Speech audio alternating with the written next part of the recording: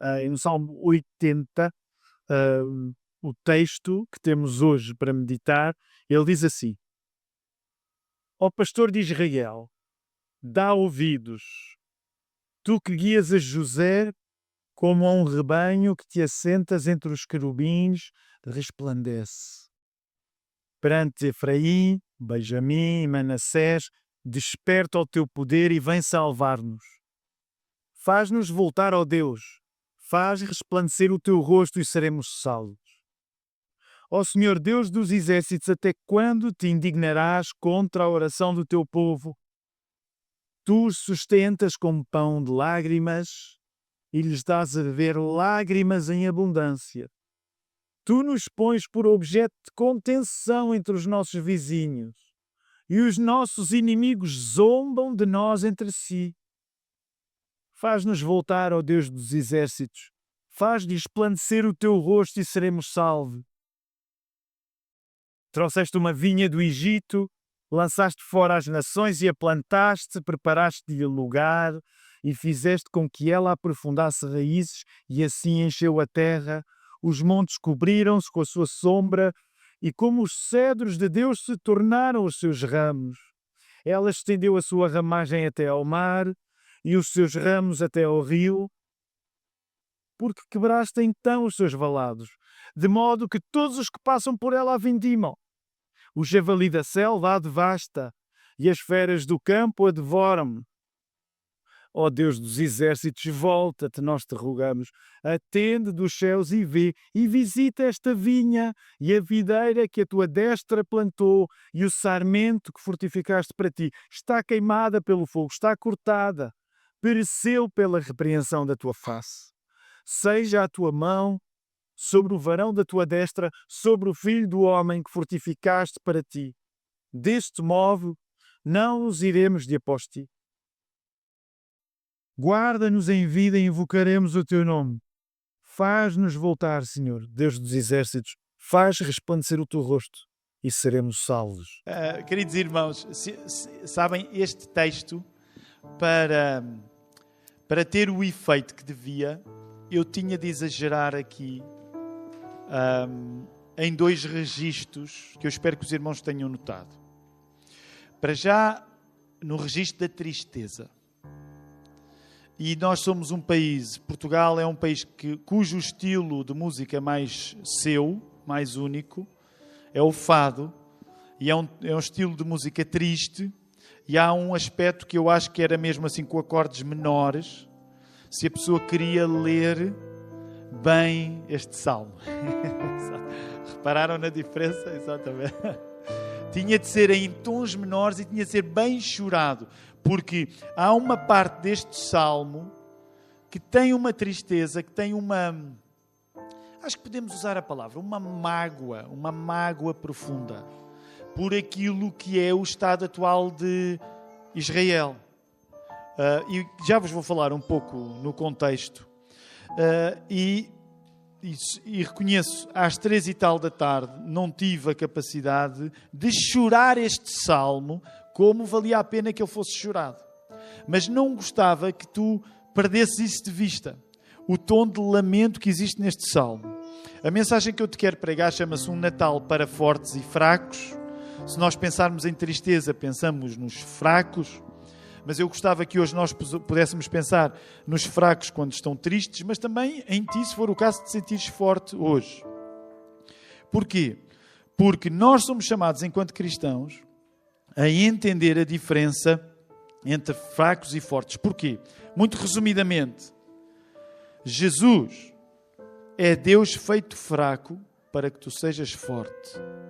Mas é útil por causa de Jesus ser Deus que se fez fraco para tu seres forte, tu vais precisar ao longo da tua vida de saber distinguir entre fortes e fracos para poder seres ajuda para os fracos e poderes também tornar-te forte.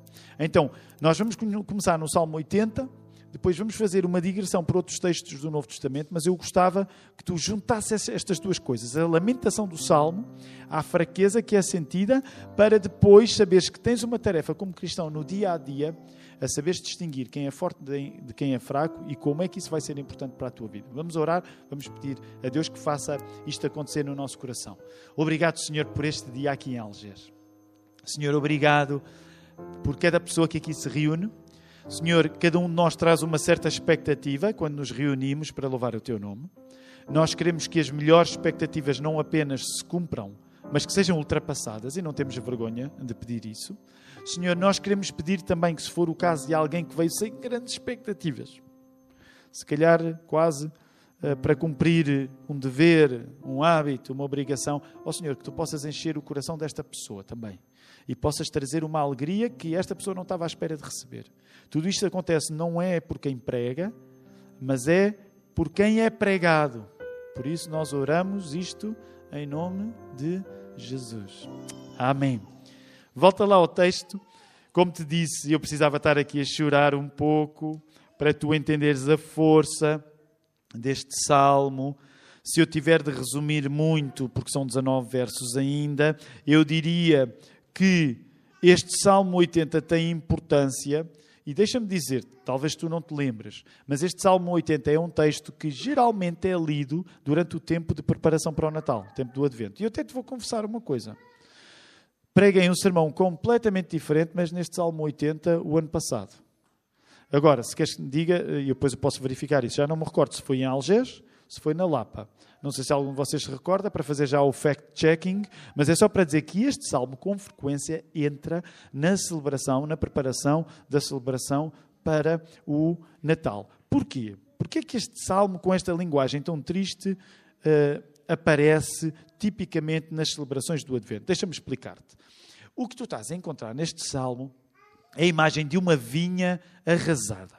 Curiosamente, Portugal é um país de vinho, é um país de vinhas. Se, por exemplo, se tu fores mais para o norte, eu não sei quantos de vocês já tiveram a oportunidade para viajar mais para o norte, sobretudo ali na zona do Douro, a Rita vem dessa zona, portanto vem ali do Porto. A zona do Douro, do Rio Douro, é uma zona de vinhas, é uma zona bonita, com um bom vinho. O vinho do Porto é provavelmente o vinho mais conhecido de Portugal. E nós temos alguma proximidade com este cenário de vinhas.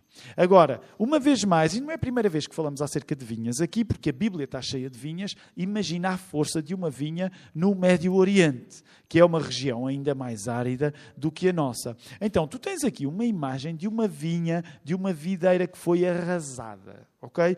E é provável que esta imagem da vinha arrasada tivesse a ser usada por ocasião da queda de Samaria. Eu sei que é domingo à tarde, a nossa história bíblica pode estar um pouco emperrada agora, mas se eu te perguntar assim, qual é a importância da Samaria? Que terra era esta da Samaria?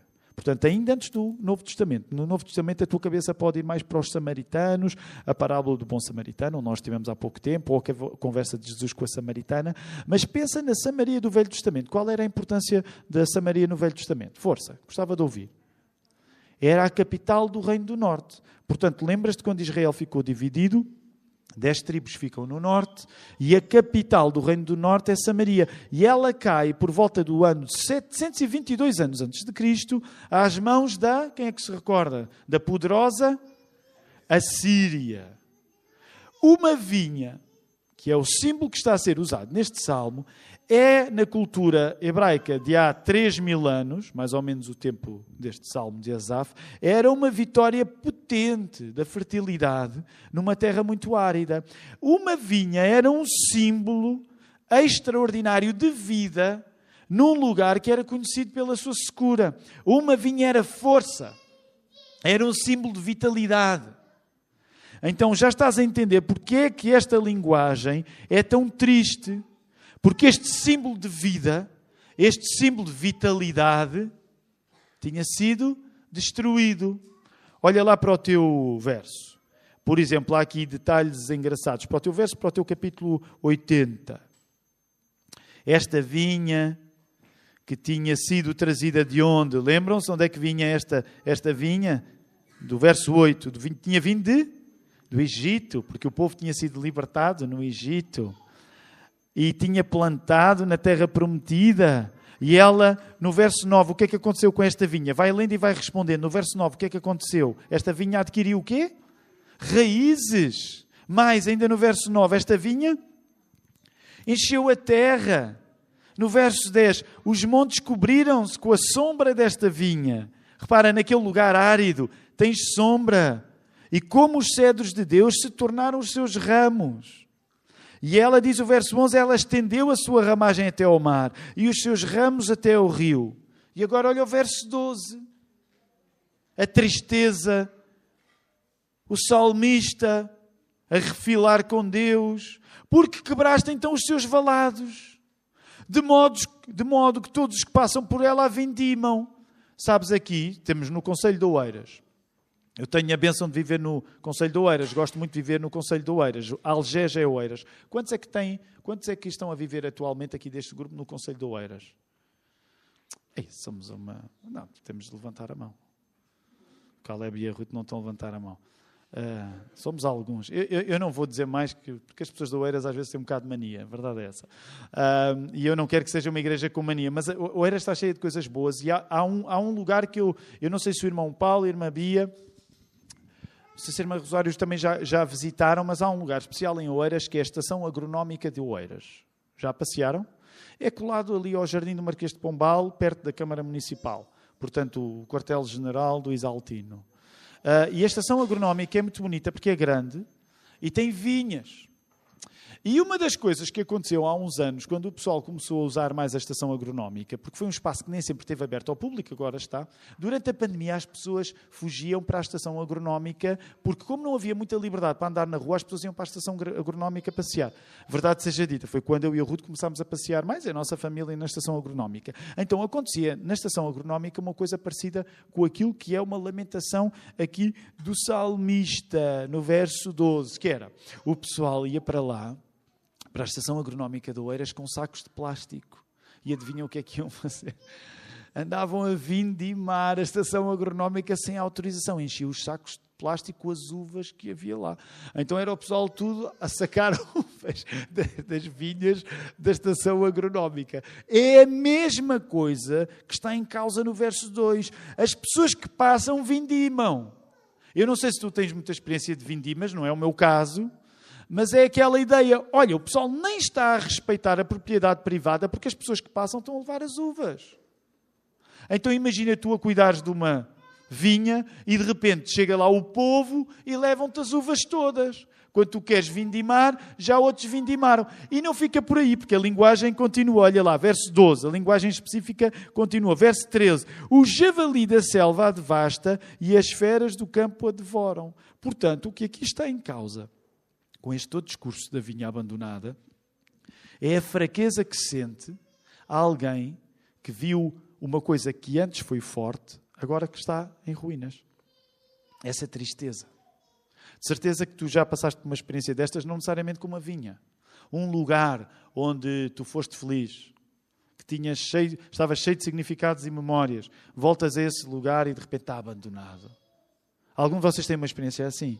Um lugar onde foi importante para vocês, voltam lá e está abandonado. E a pessoa sente uma dor no coração. Então, imagina, é isto e muito mais. Há alguma coisa que antes foi forte, que teve poder na tua vida e que de lá para cá perdeu tudo. Perdeu o poder, perdeu a influência. É por isso que quando nós lemos este Salmo 80 na celebração do Advento, isto nos ajuda a festejar a vinda de Jesus ao mesmo tempo que reconhecemos momentos de fraqueza na nossa vida. Sabes, o Natal não é uma festa importante apenas para quem gosta do Natal. O Natal não é uma festa importante apenas para quem já gosta desta festa. O Natal é importante até para quem não gosta do Natal. A mensagem do Natal é importante até para quem não gosta de festas. Porque há momentos que nós atravessamos na nossa vida onde nós não temos vontade de festejar. E é por isso que temos de nos lembrar do significado de Jesus até quando estamos no meio das ruínas. Só gente fraca é que precisa de ajuda e ajuda ao ponto de ser necessário um Salvador. A mensagem do Natal é que, de certa maneira, todos nós, mesmo que não seja hoje, graças a Deus, se tu não te sentes fraco hoje, mas todos nós somos gente fraca que precisa de um Salvador. Portanto, é essencial Tu, quando tens oportunidade para celebrar o Natal, teres estes momentos em que ponderas nos momentos que são fracos na tua vida, em que as coisas não estão a resultar, não estão a correr bem. À medida da linguagem desta vinha arrasada do Salmo 80, eu gostava hoje de conduzir no tal exercício prático de como cristão tu saberes lidar com momentos de força, momentos de fraqueza. E isto precisamente porque a ruína, graças a Deus, a ruína não é a mensagem do Natal. Olha o verso 17. Seja a tua mão sobre o varão da tua destra, sobre o filho do homem que fortificaste para ti. Quando ouvimos esta expressão neste verso 17, há uma tradição que reconhece neste filho do homem não só o papel do povo de Israel no geral, não só o papel da dinastia do rei David no particular, mas o próprio papel de Jesus, do Messias, no futuro. Por isso, é conveniente tu lidares com forças e fraquezas, porque como o Natal te ensina, Cristo veio para ser a tua força. Precisamente como Cristo veio para ser a tua força, para ser a tua salvação, tu tens de reconhecer que nesta vida, apesar desse problema já estar resolvido, não significa que tu ainda não tens de lidar com momentos de fraqueza. Não significa que tu ainda não tens de lidar com momentos em que te sentes débil. O Salmo 80 está aqui, ninguém o quer cantar, mas o Salmo 80 está aqui para tu poderes cantar este Salmo quando a vida não te está a correr bem também. Uma vez mais, isto é uma à parte, mas eu quero fazê-lo. Nós precisamos de saber chorar como a Bíblia chora. Por isso é que a Bíblia nos ensina que uma das melhores coisas que acontece na vida da igreja é aqueles que riem. O que é que nós devemos fazer com aqueles que riem? Rir. O que é que nós devemos fazer com aqueles que choram? Chorar. É por isso que o Salmo 80 também está aqui, para te ajudar a chorar. Ora, vou agora rapidamente fazer uma pequena digressão acerca desta ideia de forças e fraquezas e vou-me concentrar hoje um pouco no assunto de fracos e fortes. Eu gostava que tu pudesses fazer este exame hoje, que é pensares em ti próprio, e eu não te vou pedir respostas, está bem? Portanto, podes guardar esta reflexão para ti, mas gostava que tu próprio pensasses nesta dicotomia entre ser fraco e ser forte, que tipo de pessoa é que tu és. E há várias maneiras de responder. Tu podes me dizer assim, neste momento, Tiago, eu sinto-me fraco. Ou neste momento, Tiago, eu sinto-me forte. Mas também há outra maneira de responder que é por personalidade. E é óbvio que ninguém vai gostar de dizer eu por personalidade sou fraco. Ninguém vai querer dizer isto. Mas eu gostava que a Bíblia te guiasse numa reflexão que eu acho que é importante para nós hoje. Porquê? Porque a Bíblia ensina-nos a distinguir pessoas fortes de pessoas fracas. Tiago, o que é que isso tem a ver? Se o Salmo 80... serve para os teus momentos de fraqueza, eu hoje quero expandir um pouco este assunto e fazer-te pensar na necessidade que tu tens de lidares com pessoas que são fortes e com pessoas que são fracas. E lidares contigo próprio, independentemente de seres forte e fraco. Quando a Bíblia nos ensina a distinguir entre pessoas fortes e fracas, não são as pessoas descrentes apenas. São as pessoas crentes também. Porquê? A Bíblia diz que é importante dentro da igreja, nós percebermos quem é forte e quem é fraco. Agora, eu não quero hoje sugerir nenhum clima de suspeita, mas para que tu possas ter até algum alívio para fazeres o que eu te vou pedir, antes de pensares melhor no que eu te vou pedir, eu vou-te pedir um favor, que é olha à tua volta. Okay? Olha à tua volta, para as pessoas que estão à tua volta. Não tenhas vergonha, eu sei que é sempre, às vezes é um bocado constrangedor, mas não há nada como fazer coisas que nos deixam constrangidos. Olha à tua volta. Tiago, olha bem à tua volta. Isso, olha aí, já olhaste para o irmão Paulo. Irmão Paulo, olha para o Tiago. Isso, vamos olhar todos uns à nossa volta. Pronto, ok. Agora que já o fizemos, podemos respirar fundo, mas há uma coisa aqui que eu gostava que tu pensasses. Tu, quando olhas à tua volta, a Bíblia encoraja-te a, quando tu olhas à tua volta, saberes distinguir quem são pessoas fortes de quem são pessoas fracas. Tu não vais tomar nota acerca de ninguém, ok? Nem vais dizer no final quem é que tu achas quem é forte e quem é fraco. Mas a Bíblia chama-te a tu, sobretudo em alturas de conflito, saberes distinguir quem é forte e quem é fraco. Um de vocês pode perguntar, Tiago, mas isso não é um bocado discriminatório? Nós estarmos dentro da igreja a pensar em quem é forte e quem é fraco, e eu digo-te assim, calma. Deixa-me falar-te rapidamente, não precisas de ir lá, mas se quiseres até podes ir. A primeira carta de Paulo aos Coríntios. Okay? Primeira carta de Paulo aos Coríntios. Se quiseres folhear, vai lá, capítulo 8. Eu não vou ler nenhum verso em particular, mas se tu quiseres estar dentro do contexto, eu gostava que tu pudesses voltar a lembrar o contexto. O que acontece lá na igreja de Corinto, que era uma igreja cheia de problemas, e o apóstolo Paulo tem de os ajudar, porque estes coríntios andavam a discutir muita coisa, e uma das coisas que eles andavam a discutir e a dividir-se era acerca da questão de comer, lembras-te? Comer o quê? Força, vamos lá.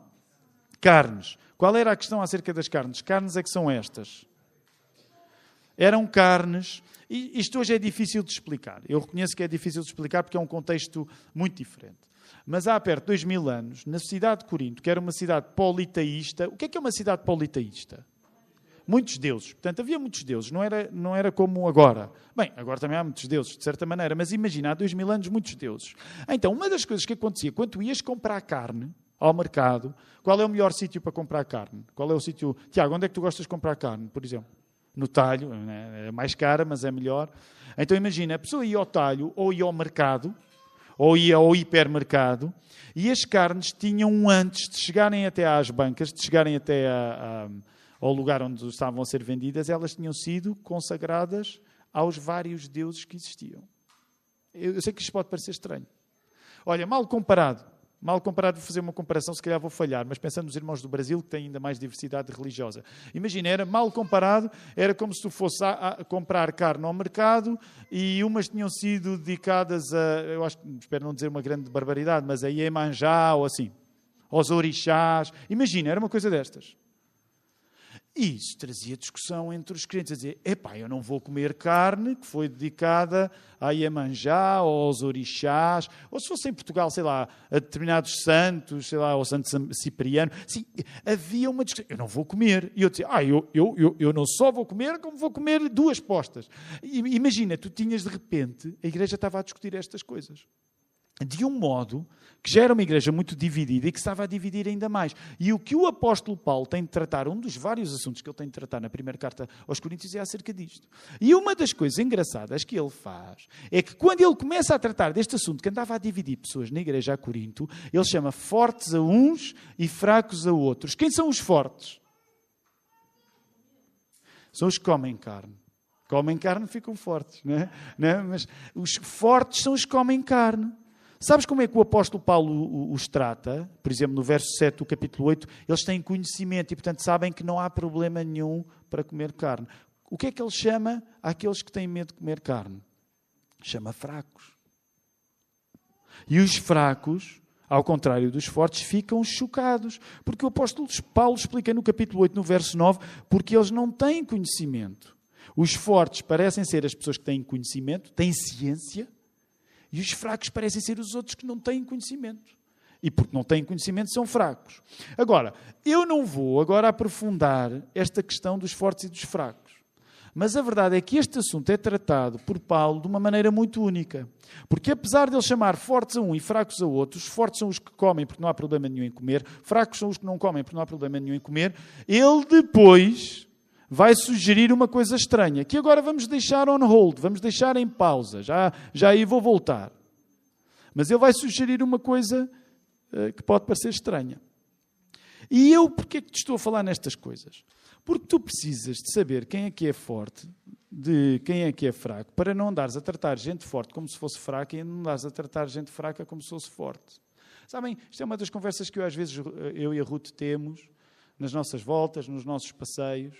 Eu hoje reconheço isto, com 48 anos, eu hoje sinto a necessidade de perceber melhor quem é forte e quem é fraco para não estar a tratar uma pessoa forte como se fosse fraca, nem uma pessoa fraca como se fosse forte. E há muito tempo que é gasto na nossa vida quando nós não sabemos distinguir uma coisa da outra. Usar juízo, portanto, o uso da nossa cabeça, para saber distinguir pessoas fortes de pessoas fracas, servia a um propósito divino de deixarmos de ajuizar as pessoas. Vou voltar a dizer que é para tu notares uma coisa que pode parecer paradoxal. Então, repara isto. Primeiro o apóstolo Paulo diz àquela igreja que está dividida para aprender a saber distinguir os fortes, que são aqueles que comiam carne, dos fracos que não comiam. Mas, curiosamente, olha o que ele vai dizer em Romanos 14, 13. Assim, que não nos julguemos mais uns aos outros, antes seja o vosso propósito não pôr tropeço ou escândalo ao irmão.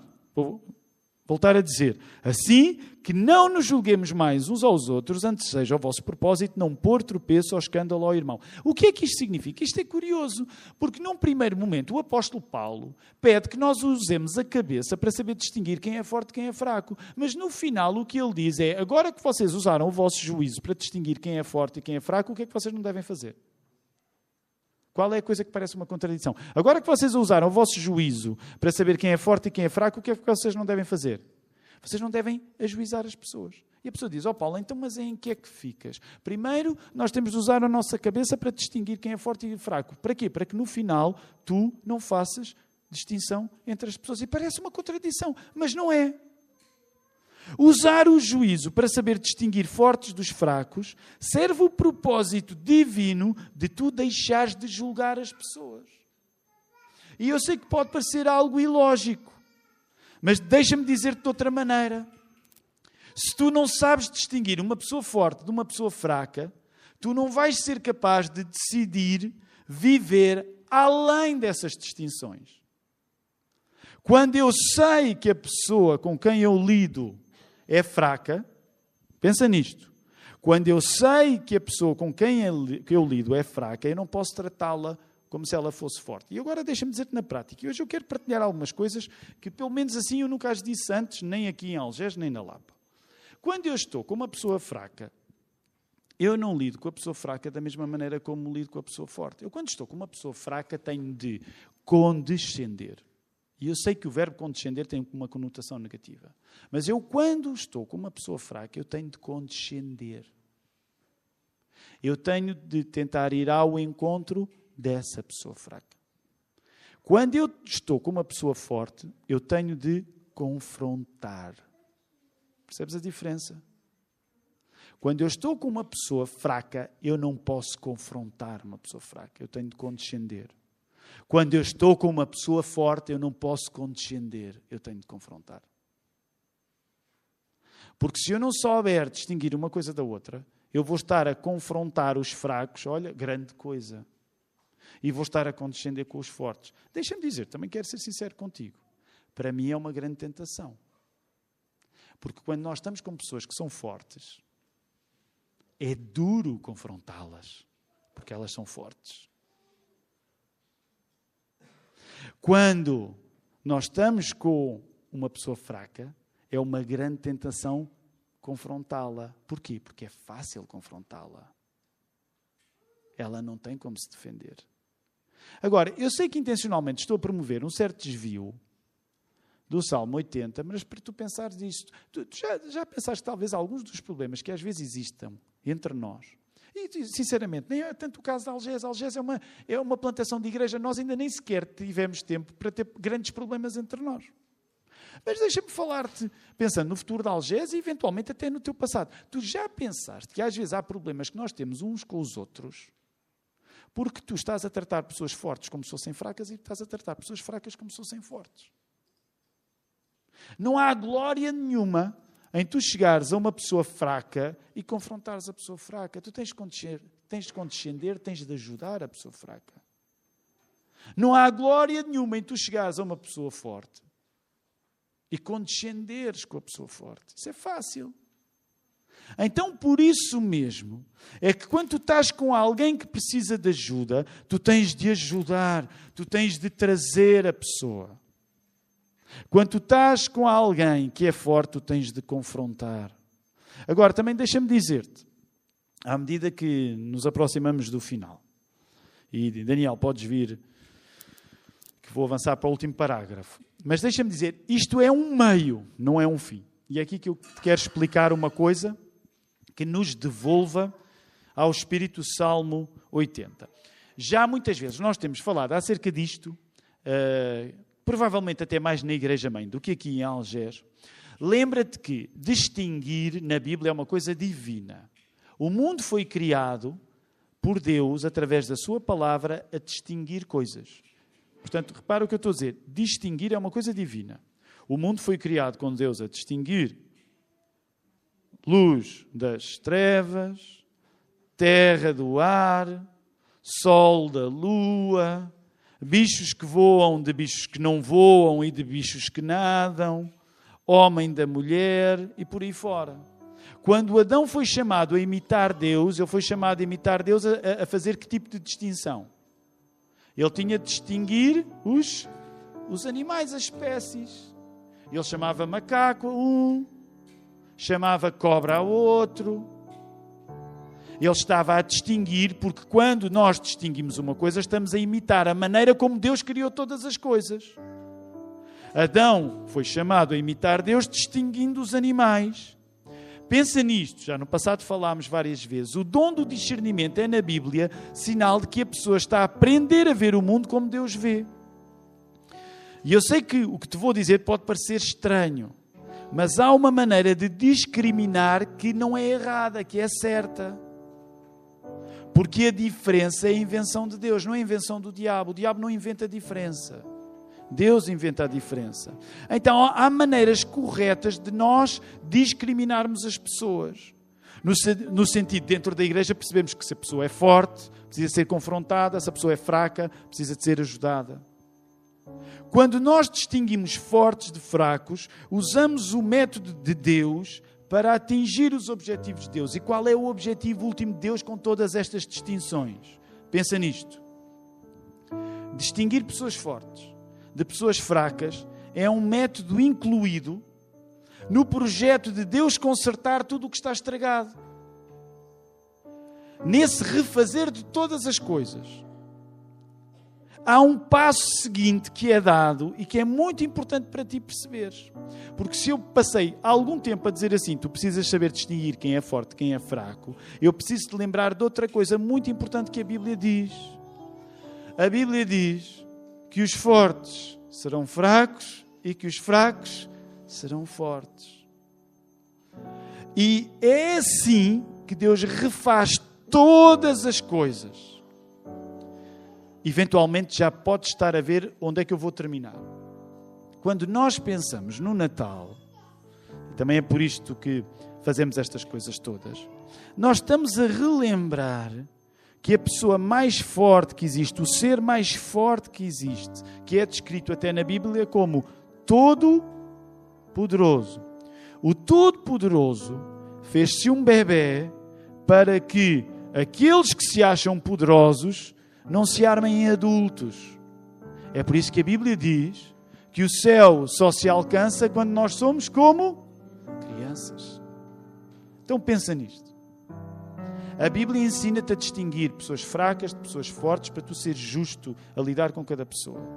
Mas o que a Bíblia te diz também é que a pessoa que é verdadeiramente forte é aquela que não tem medo de assumir a sua fraqueza. São aqueles que não têm vergonha de ser como as crianças. E quando a Bíblia elogia as crianças, ela não está a dizer que as crianças são inocentes e que não há mal nelas. Só alguém que não passa tempo com crianças é que acha que não há mal em crianças. Eu às vezes até tenho medo de conversar com elas com as coisas que elas me podem dizer. Agora, o que está em causa não tem a ver com a inocência das crianças, mas tem a ver com uma coisa que as crianças têm e que nós precisamos. A criança não tem vergonha de precisar de um pai. E nós, à medida que ficamos adultos, passamos a ter vergonha de precisar de um pai. Então pensa nisto. Num Natal em que tens uma oportunidade, por um lado, para assumir as tuas fraquezas diante de um texto que te dá espaço para tanta fraqueza como o Salmo 80.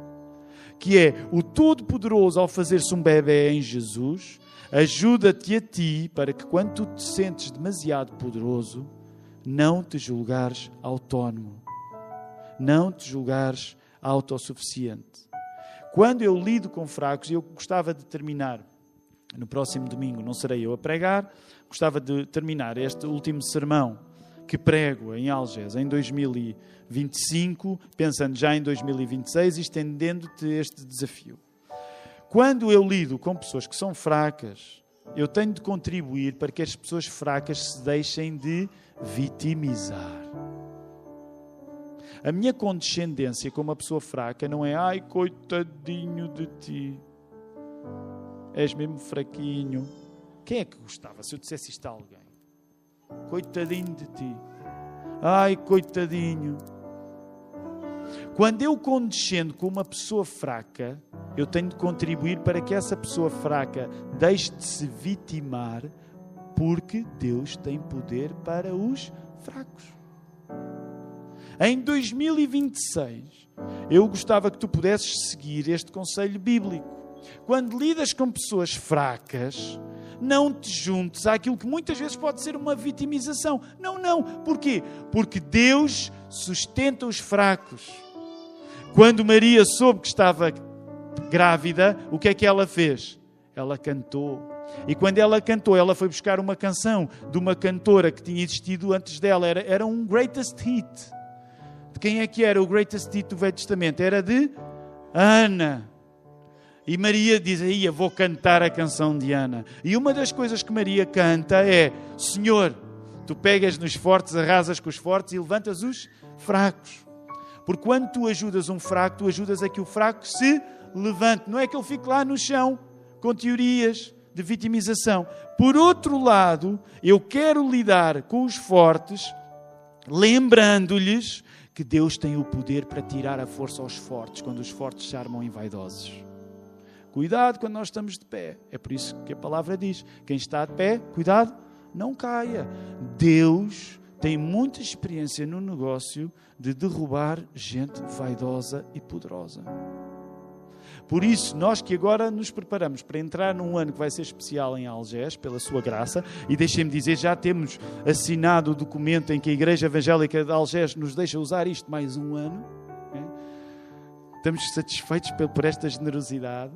Então, num ano que nós previmos que vai ser cheio de coisas importantes, nós queremos consagrar o Newton como pastor, vamos querer consagrar o João como diácono em setembro, vamos querer que esta igreja se torne autónoma, e uma das coisas que eu te quero dizer, que eu vou precisar de ti para isto, é que eu vou precisar de membros que sabem distinguir entre gente forte e gente fraca, para nos virarmos para os fracos e dizer assim, Deus dá-te força, Deus dá-te poder, amém? Deus dá-te força, Deus dá poder, não fiques armado em vítima.